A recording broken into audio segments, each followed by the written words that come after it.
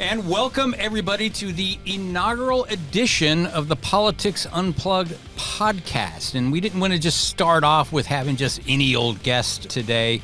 And to thank you for tuning in, to downloading us, to listen.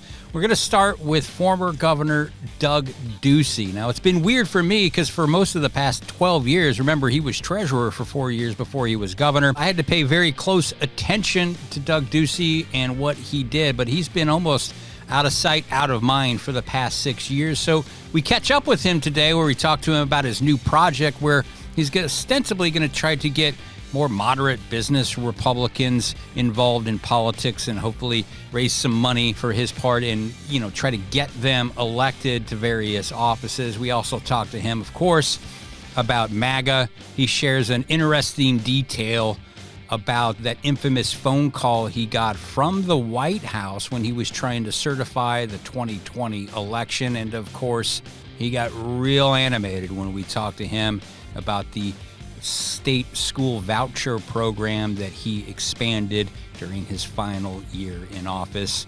And with that, here is that conversation with former Governor Doug Ducey.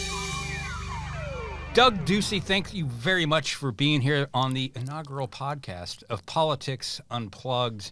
Want to know what you've been up to. That was the plan when we first booked you on the show, but you've made some announcements since then. And tell us a little bit about the new gig that you're starting on. You're starting a new organization or repurposing an existing organization to go get pro-business Republicans elected. Well, sure. Let me just say I'm honored here, Dennis, to be on the inaugural Politics Unplugged podcast. I didn't know there was a podcast, and I guess now we're kicking it off. So I'm excited to be here. It's been some time, I think 6 months since we've been able to visit. I'm certainly in a new role. I was able to take some time with Angela and my boys and do some traveling, have some fun, get some downtime. But we are excited, and this is really the first interview since we made the announcement of Citizens for Free Enterprise. It's going to be a pro-free enterprise organization. It's going to be promoting, protecting, and defending free enterprise across the country.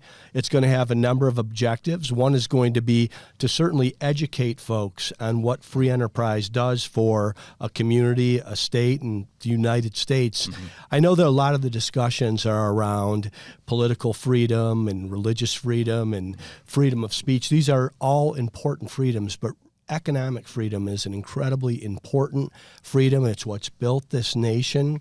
Everything that's done in public policy, by and large, affects economic freedom in some way or another. I think Arizona is a great example of when free enterprise is moving in the right direction. It helps solve a lot of problems that the government is not equipped to solve. It's also a rock-solid foundation and a cause that goes through election cycle over election cycle and remains a constant. If you look at the survey data, oftentimes people will be upset about this, that, or the other thing, but they will say the economy and what's happening in their life is most important. So I think it can be a really compelling vehicle to build participation in our electoral process and have better outcomes. So talk to me, tell me give me an example of who would be a good candidate that fits that description, because I'm hearing your definition of the type of candidate you want. And, I don't know if that's necessarily the kind of Republican candidate we're seeing on a whole right now, because when I think of the Republican candidate, the Republican Party, I'll be honest with you, I really don't have much of an idea of what the Republican project is anymore. I think when you got into politics and when I started reporting on politics, Republicans were about, less taxes, less government. Now it's very different. It's very much America first. There's a lot of MAGA in the party now, election denialism. Talk to me about the type of candidate. Give me an example of the type of candidate you're looking at. Well, I think, one, you are watching too much cable nightly news. Okay. This is what CNN, even Fox and OAN and MSNBC focus on. So it is certainly part of what's happening back in Washington, D.C., and you see it a lot in Congress. Here too, and even Governor. Well, let me tell you, because you're right, it did happen here.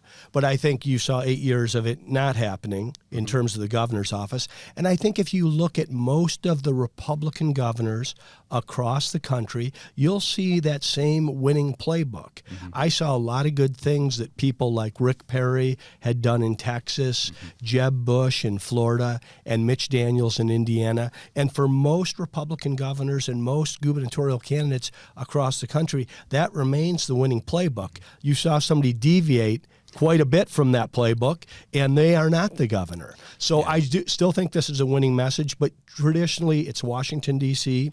that gets the coverage. It's policy that happens at the state that makes the difference, and that's not always newsworthy or the most fun thing to watch. Well, to push back, I mean, also DeSantis, his playbook in Florida, doesn't sound like the type of candidate you would support. I mean, the Texas governor. I don't think that's accurate. Okay. I think Ron DeSantis has been a very good and strong governor. He's a smart guy. Florida is going in the right direction. I think of, bringing Taiwan Semiconductor here, Nikola, Lucid, those companies. When I sat down with those decision makers, I'd say, who are we competing against? The states that I would hear most often was always Texas in the beginning, often Florida, and often Tennessee. And I think if you look at the low tax, light regulation, welcoming state that helps measure itself by Americans voting with their feet, you'd put all three of those states, including Arizona, in those categories. So who are we talking? What type of candidate? Like a Mike Pence? Is that somebody you're good friends with? I'm good friends with Mike Pence, and Mike Pence has a good free enterprise mantra. But this is about candidates, but it's also about the cause. It's more so about the cause of free enterprise.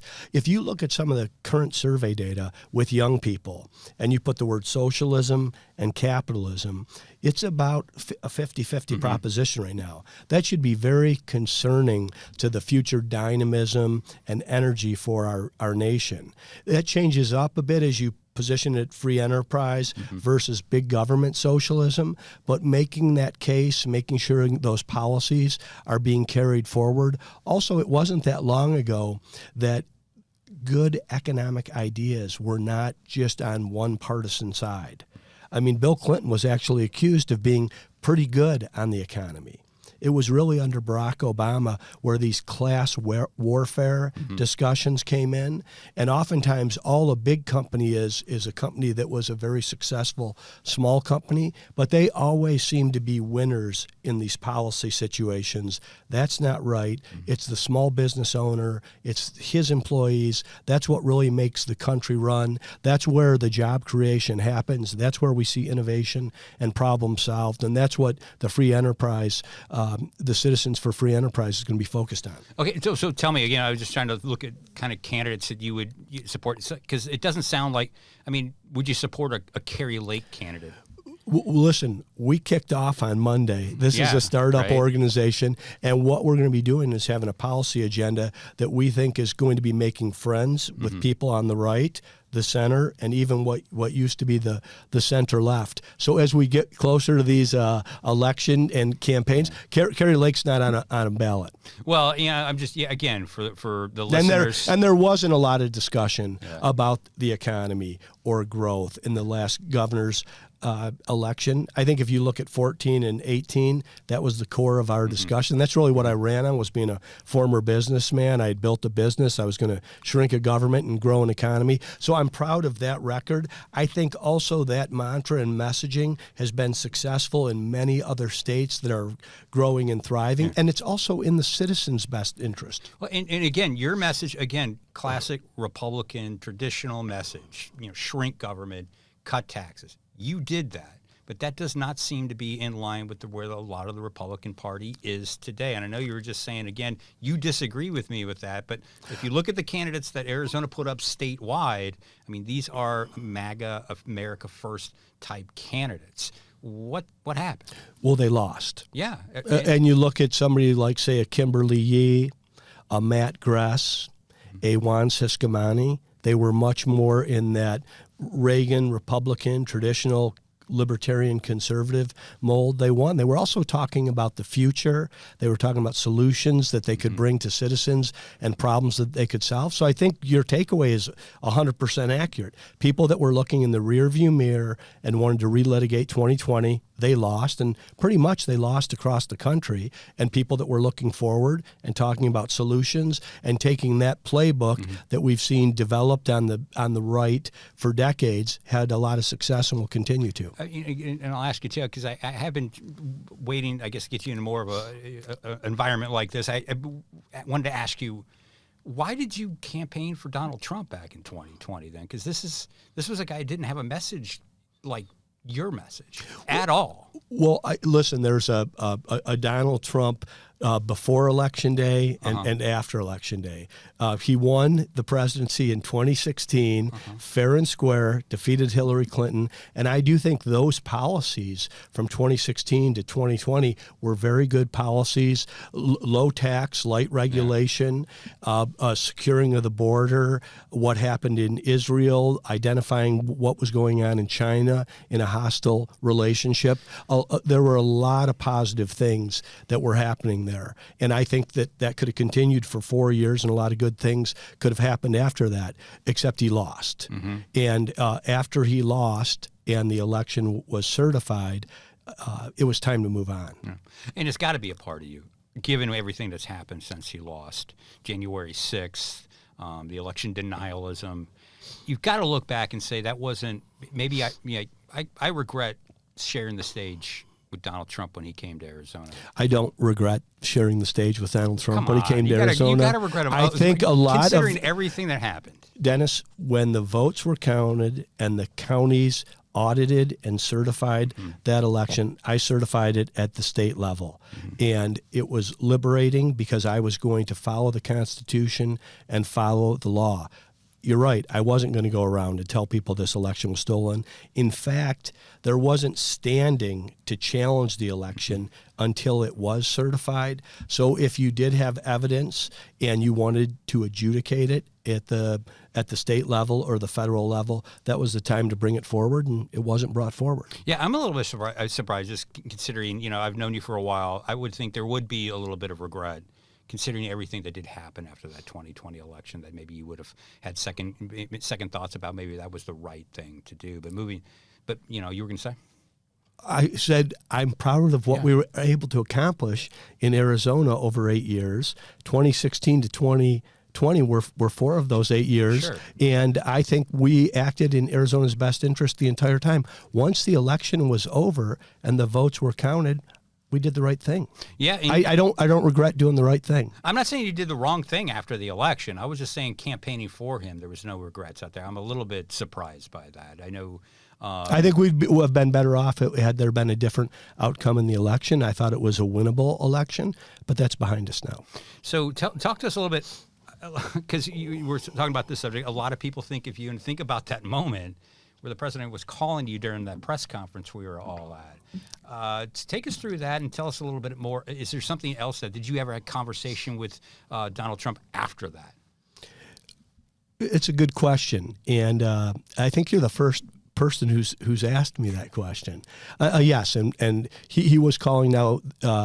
It was a official ceremony and a public act. So it wouldn't have mattered who was calling. I was going to call them back, whether it was my wife or the White House. And it wasn't the president, it's the White House. They call from an operator. So you take the call and then they connect you.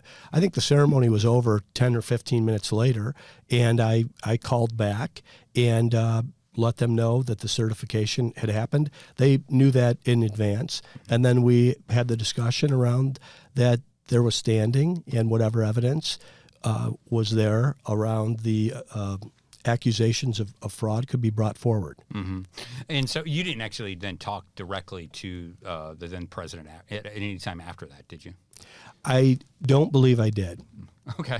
Let's move on. Let's talk a little bit more about where you see things today. I want to, it's been 6 months since you left office, and you're looking at the new administration coming in, Katie Hobbs. Could you give it a grade, an assessment at this point where you think the job she's done so far? Well, I've tried to give the new governor the time to get into the office. It's a big job. It's a big responsibility. It's a big government, although it's smaller than it was when I came in. So I'll let them get their arms around it, give them a little more time before I'm commenting on them. That's not the role I want to play at this time. And I think you and the rest of the media and others have reported on what's happening down at the state capitol. Being governor is a great job. You're not in control, but you are in charge. I relished every day of that for 8 years and wanted to move the state in the direction in which I had campaigned on. I think if I've been accused of anything, it's that I didn't surprise people with new things. What I ran on in 14 and 18 is what we brought to the public square. And I hear a lot of questions around what is the agenda. Okay, but you've seen some of the bills that she's been vetoing, and in fact, I think as we're speaking right now, she's actually tied for the number of vetoes that Jan Brewer accrued over 6 years in less than 6 months. She's far surpassed the number of vetoes that you had. I did them 10 at a time. That's right. A lot of those. Yeah. So it's a divided government. Sure. I think that you should expect that at this time. I want to resist the temptation to be a pundit here. But there's leaders in both party, of course. Katie represents the leadership for the Democratic Party. You've got Ben Toma and Warren Peterson. On some of these things, they're just going to have to find a way for common ground and to move it forward, but it's really on them. Yeah, but being a free enterprise guy, being pro-business. You don't veto the tamale bill. No, you don't veto the tamale bill. So I just want to say, but some of the other bills, the pronoun bills, the so-called bathroom bills, stuff like that, given what you're doing now, that you're trying to identify pro-business Republicans and support that and free enterprise and that. Do you think that's a bad move from Republican lawmakers at this point to be focusing so much on that, to give her this amount of material to veto? One of the reasons I was so pro school choice is some of these discussions I think don't make a lot of sense to people, but they care very deeply about them. Say, for example, the pronoun bill. Well, if you've got a school where this is what they want to move forward, now you've got money that you can take in terms of tuition and scholarship, and you can go elsewhere. To me, this is problem solved because I do think we live I believe in freedom and free enterprise. So it's a free country. I think many of these ideas are bad ideas. But Dennis, if you and the good folks here want to fly a different flag or lead your broadcast by referring to your co-anchors by different pronouns, that's up to you. I'll change the channel. Okay. Well, okay. But, these are different kind of issues than what you're focusing on right now. Don't you think that some of the media attention from these types of bills is bad for business in Arizona? Because people see this across the country and say, I don't want to know if I want to relocate my business there. Business is booming in Arizona. People continue to move into Arizona by the hundreds. This is part of the political debate nationally. Yeah. That what you're discussing right now is not just happening in Arizona. It's happening in every state capital, and it's happening in the halls of Congress. I do think if we can turn the page on some of the past, we can move past this. But people are not going to let some of this go. It's very important to people, and I know as a father and someone who wanted my kids to be in a school where the values that we held dear were reinforced and not eroded in that school is really a huge part of the solution for this, because there's another side that sees the world differently. It's a free country. It's always been a roiling discussion and debate, sometimes a little more civil than it is right now. But to me, that's the way out of this is if you're a leader, you are ultimately in the persuasion business. I believe the ideas on the center right are the superior ideas, and properly presented, they're big winners. And I've got evidence of that in the marketplace during the time before, after, and during Donald Trump as president, and it's a winning message. Well, you brought up ESAs a few minutes ago, a little bit earlier. We're seeing now the cost of that going through the roof, and a lot of this cost is being driven by parents who are sending their kids. Come on, Dennis, let's have some accurate reporting here. When a family gets an ESA, they get their taxpayer dollars. So what you're seeing is immense popularity in ESAs. So they are, should I apologize that they are incredibly popular, more popular than we could have imagined, and will continue to grow in popularity? Well, Governor, I got my facts straight. There's a lot of kids, I've never been in the public school system, their parents are now getting ESA money. And that is money that is driving. They're taxpayers, aren't they? They are taxpayers. Okay, it's their money. It's increasing the costs of government, and it's not increasing the cost of government. It's increasing the amount of money taken from the general fund. I'll take these will be round numbers. I mean, I've been out of office now for 6 months. I won't hold you to exact numbers. We spend $15,000 plus on a kid in K-12 education in traditional public K-12. If a kid goes the ESA route, they get roughly $7,500. You could say the state saves money for every child that goes ESA. But those kids weren't getting any money before for school because they were not in the public school system. Dennis, you were at my last State of the State, and you saw Janelle Wood. She's the founder of the Black Mothers Forum. Mm-hmm. She was my chief ally in the private sector to make this happen. She was the one that worked with me so I could stay behind the podium and say that 50 years ago, politicians stood in the schoolhouse door and wouldn't let minorities in. Today, union-backed politicians stand in the schoolhouse door and won't let minorities out. ESAs are setting these families free.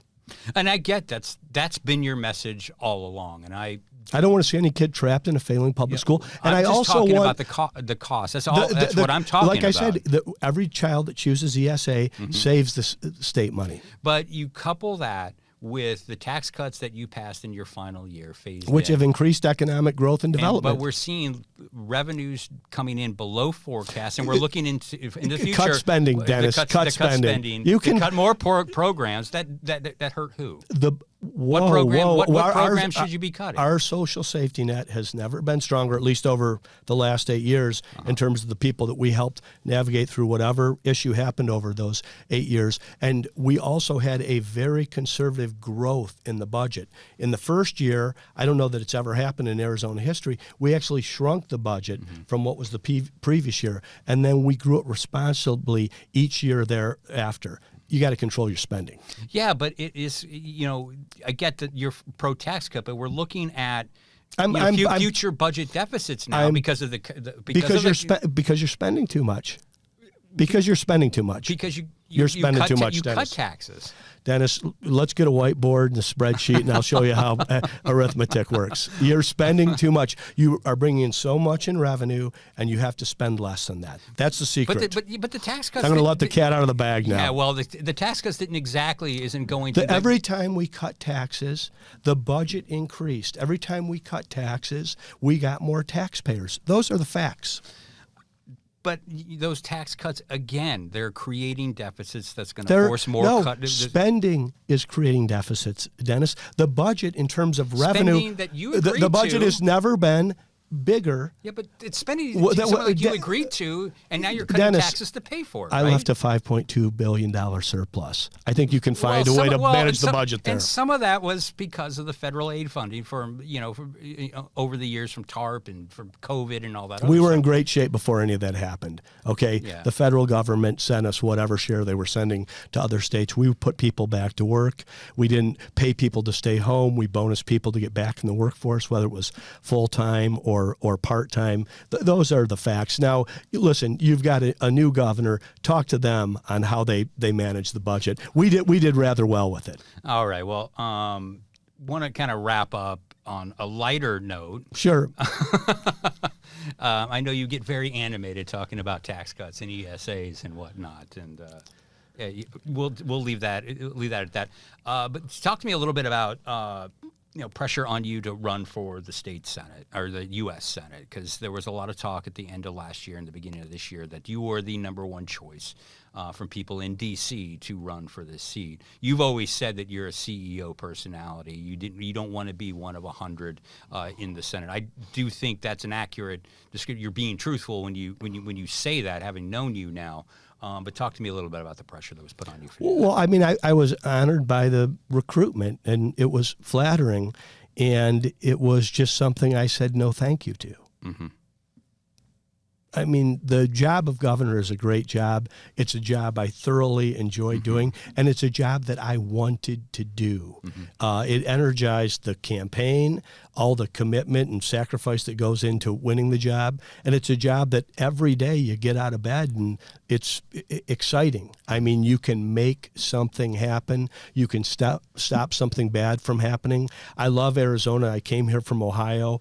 I started my career in California. I always wondered why Arizona didn't have a better reputation nationally. I just thought it was the greatest place, greatest quality of life, and I wanted to be that leader, that salesperson, spokesperson for what I thought was an incredible place and somewhat of a well-kept secret, and had a bit of an inferiority complex. I mean, I came from the business community, and many of these folks were talking as if we couldn't win some of these economic development or big companies or high-tech, high-paying jobs. And my attitude was, why not? Where would you rather be than a place like Arizona? And I think we were able to prove that out. I want to see good people in the United States Senate. I think the Senate is a bit of a different mindset. I've told the story before when I was thinking about getting into politics and did some due diligence. I went to see Senator Kyle, somebody that I greatly admired. I had never met him before, never written a check. He gave me an incredible amount of time, and I said, I want to get involved in public service, and I'm not really sure how to do it. It's all a new world to me. I'd never been to Washington, D.C. Before I was 45 years old. And the first question he asked me, and he said, you may not know the answer, but he said, do you have an executive personality or a legislative personality? And I knew immediately. And I said, executive. And he said, then don't run for Congress. You should run for governor.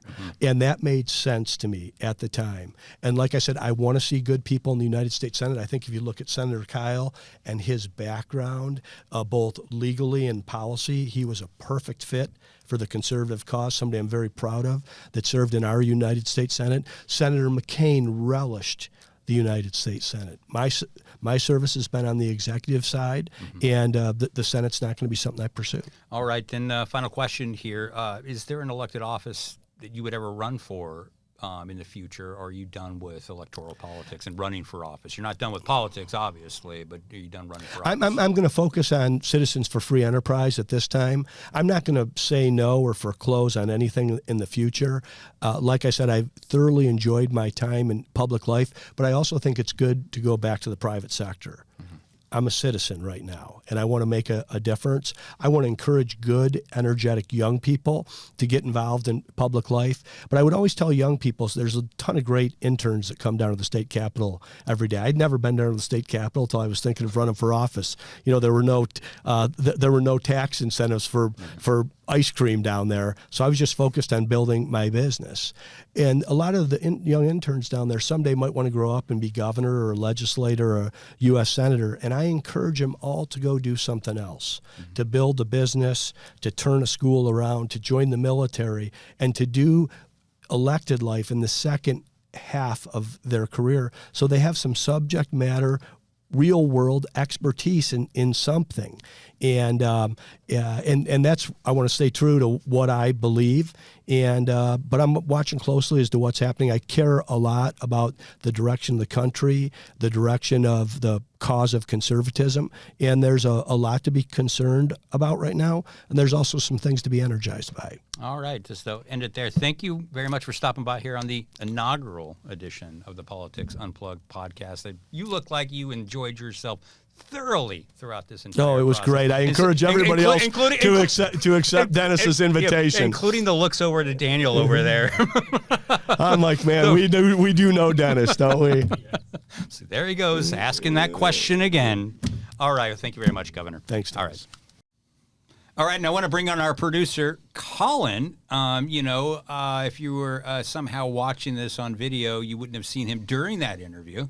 He was off to the side, making us all sound good. And Colin, that interview went quite a bit longer than we thought it would. But what was your takeaway? Because, I personally, I thought, like, he's still very much Doug Ducey. He did not want to say much about MAGA candidates or America First and Donald Trump. And that's kind of I was trying to get something out of him. Like, is he, this new project of his, is he going to be, funding those types of candidates? Yeah. And he always seems to be trying to toe that line where he can not alienate that group. He doesn't want to alienate MAGA voters because that's a large percentage of the Republican base now.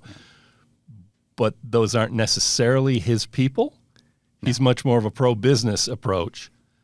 So he's always... Yeah, no, definitely not his people at all. I think he alienated those folks, with his, perceived poor handling from them, perceived poor handling of the COVID pandemic. And yes, again, they don't see him as like fighting hard enough for, former President Donald Trump after the 2020 election.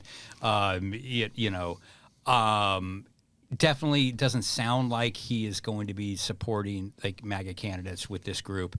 I thought, not surprised by that. It was just, he still is not really just coming out and straightforward just saying that, which is interesting because I do agree with your point there that, he doesn't want to risk alienate them anymore, but, he's not running for anything. That does leave up the idea that maybe, I don't know, he's running for something in the future. I don't know what.